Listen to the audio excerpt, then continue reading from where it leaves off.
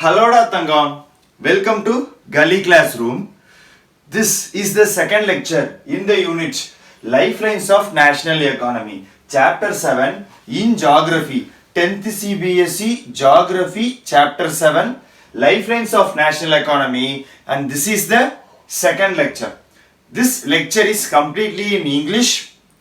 So let us directly jump into the lecture. In the last lecture, we already learnt about the significance of roadways. What are the different types of roadways? What are the advantages of roadways in India over railways? What are the issues of roadways in India? In such a manner, we completed the topic roadways. Now, what is the topic we are going to go now? We are going to go for the topic railways and pipelines. We are going to go for railways and pipelines. We are going to study railways under three major categories, three major subdivisions. So what are the subdivisions we are going to study in railways? First, we are going to look at the importance of railways. Then we are going to look at how railways is distributed all over India. We are going to look at how railways is distributed all over India. The last category is what are the issues that you are facing with railways. In India, what are the major issues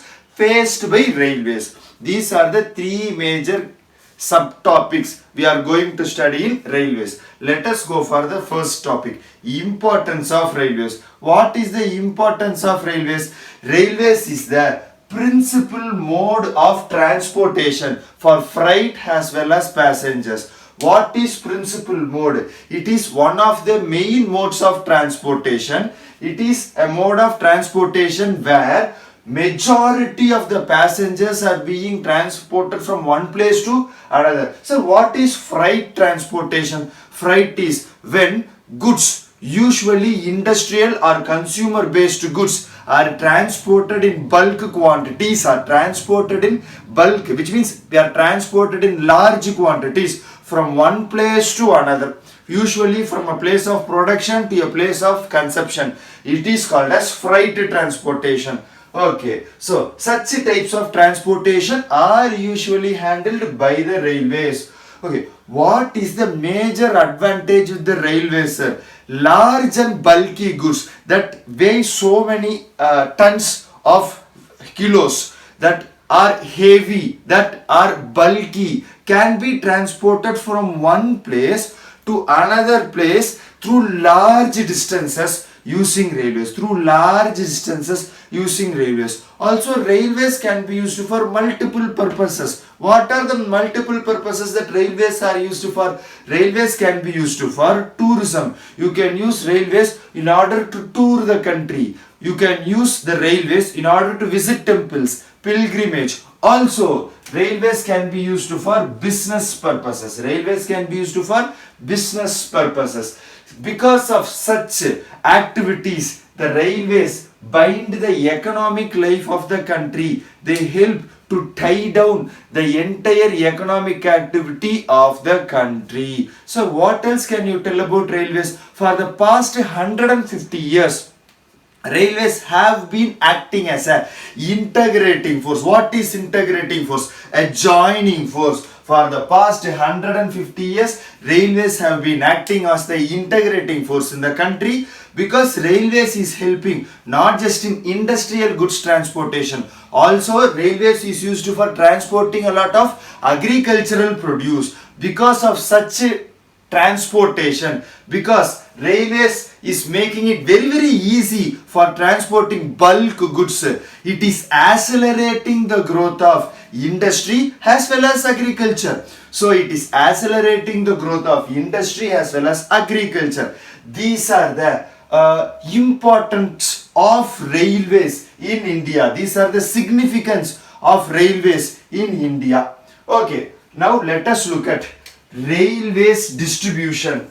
How is the railway tracks distributed in India? We can divide the railways distribution in India with respect to three factors. The first factor is physiographic factors. Let us first look at physiographic factors.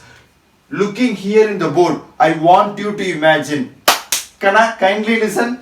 Looking here in the board, I want you to imagine north, south, east, west, and this is the entire map of India. I want to imagine the entire map of India. So how is railways distributed here in India? Here there is your northern plains. The northern plains is containing a vast amount of land, highly it is a population rich place. It has high population density. In the same way, in northern plains you are getting rich agricultural resources, great economical output, and so much trade and business is happening in the northern plains. So in order to support this high population density and good rich agricultural resources, you need a dense network of railways in the northern plains. Yes, and there is a dense network of railways in the northern plains. But what is the issue in the northern plains? Northern plains has a lot of rivers flowing through them. The northern plains are simply the Gangetic plains. So all the tributaries and distributaries of Ganga and Yamuna flow through the northern plains. In order to accommodate these rivers, you are going to need to build a lot of bridges. Right. So that is the idea of how railways is present in northern plains. What about Himalayan regions, sir? Himalayan regions have very high relief features. Their population density is very low. So the business opportunities that are provided by the Himalayas are also very low. In such a condition, the railways present in Himalayan regions are also very less, are also very sparse. So this is the conditions of the railways in Himalayan regions. Okay, so give an idea about places in India where it is very hard to build railways because of the existing natural conditions. It is very hard to build railways in places like sandy plains of western Rajasthan because it is full of sand and the railway tracks are always sinking. Okay, the swamps of Gujarat. It is also very hard to build railways in swamps of Gujarat because swamps and marshes have a lot of water. Once more, they will not be able to support the railway tracks consistently. In such a place, in the swamps of Gujarat, it is hard to build railways. Also, because of the natural vegetation in the forests of Madhya Pradesh, Chhattisgarh, Odisha and Jharkhand, it is very hard to build, and Jharkhand, it is very hard to build railways in these places. So, it is hard to build railways in sandy plains of western Rajasthan, swamps of Gujarat, forests of Madhya Pradesh, Chhattisgarh, Odisha and Jharkhand. Okay, let us come to southern India. In southern India, especially in the peninsular hilly terrains, there are so many small hills. So how are you going to build railways? We are going to build railways in the gaps and tunnels through these hills. Okay, let us give an example for this. We have our Sahyadri. Sahyadri means the mountains of patience, Western Ghats. So Sahyadri Western Ghats has a couple of valleys and a lot of breaks in the entire formation. The western side of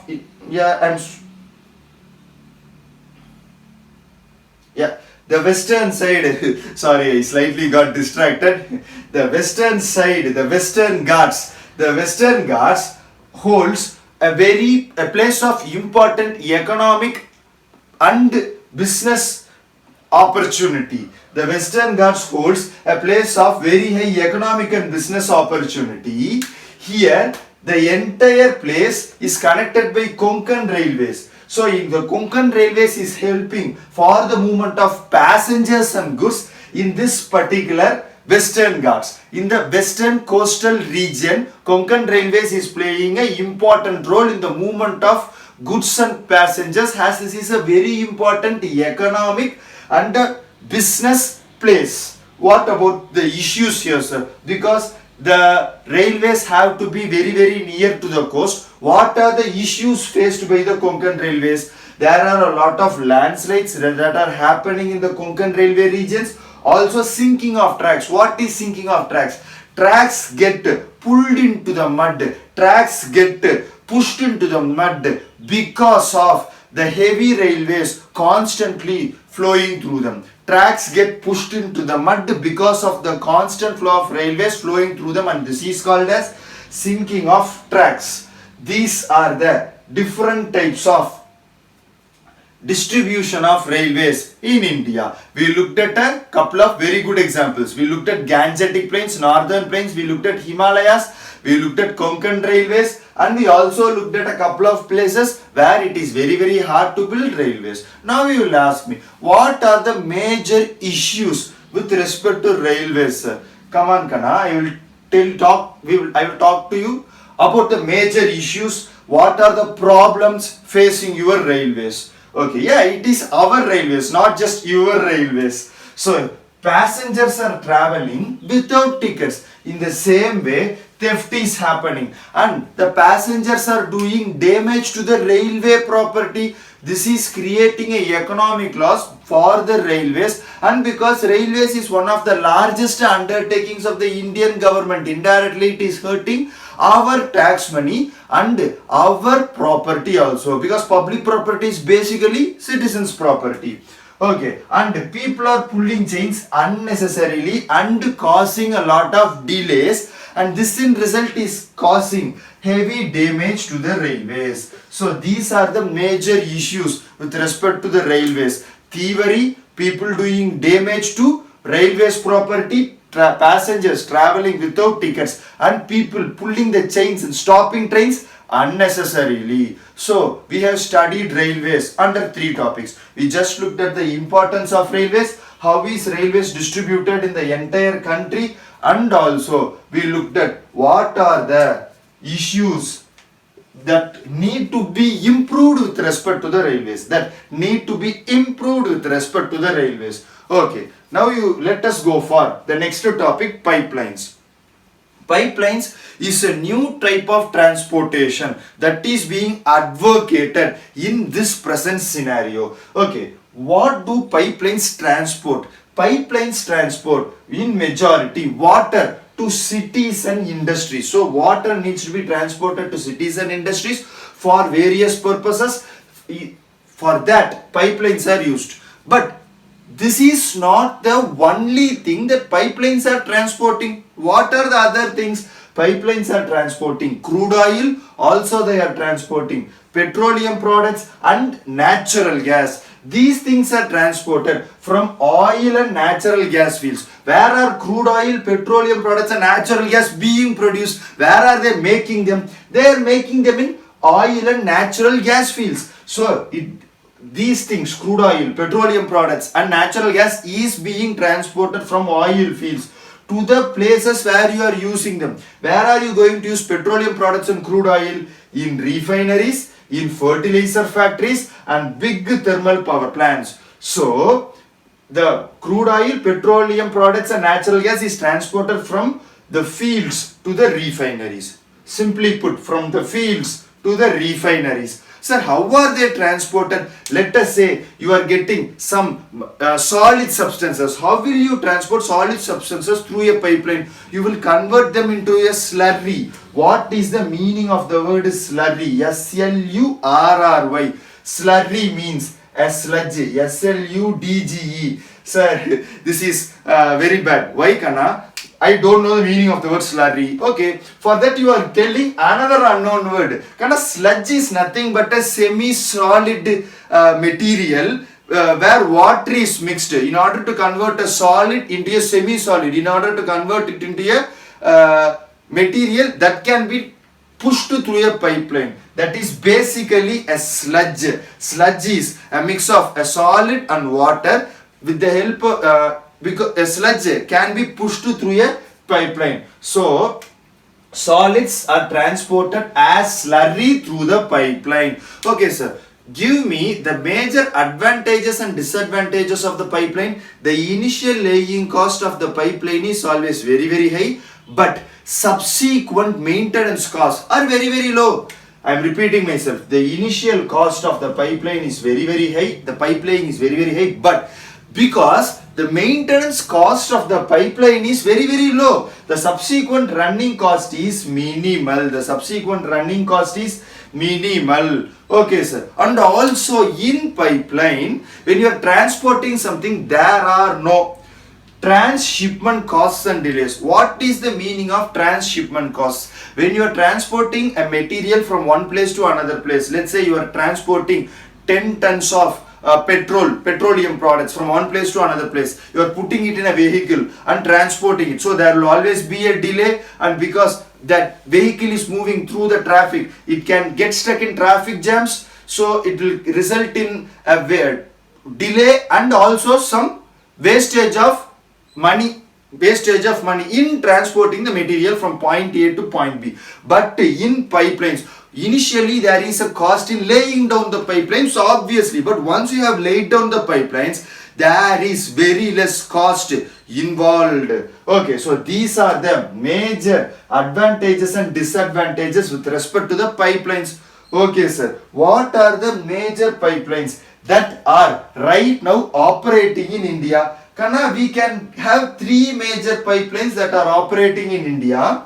So the first one is a pipeline from Upper Assam to Kanpur, which is present in Uttar Pradesh. The second pipeline is from Salaya in Gujarat to Jalandhar in Punjab. From Salaya in Gujarat to Jalandhar in Punjab. The last pipeline is HJV pipeline. It's a very, very famous pipeline. It is shortened as HJV pipeline. What is HJV, sir? Hazira, Jagdishpur, Vijaypur pipeline. Hazira in Gujarat, Jagdishpur in Uttar Pradesh, Vijaypur in Madhya Pradesh. So Hazira, Jagdishpur and Vijaypur pipeline, HJV pipeline can also be asked in the map.